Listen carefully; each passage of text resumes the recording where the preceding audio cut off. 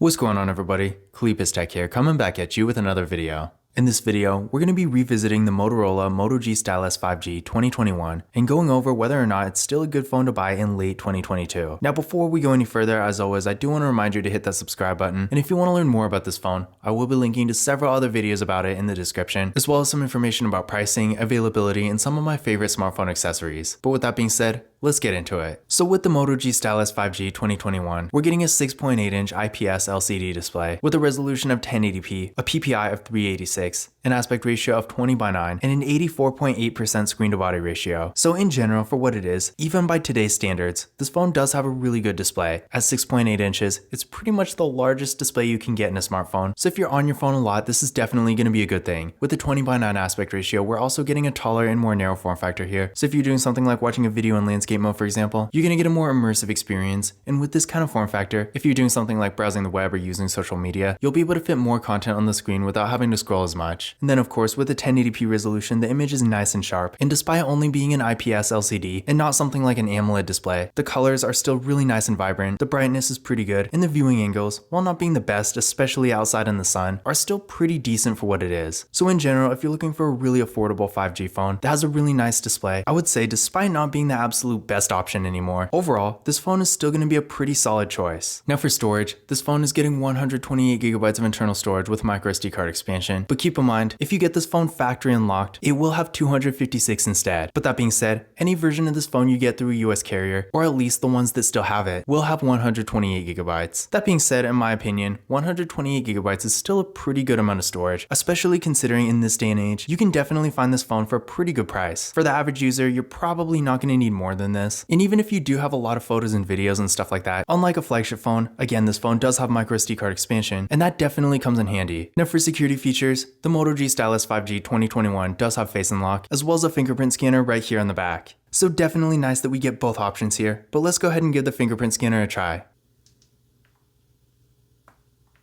There we go, one more time.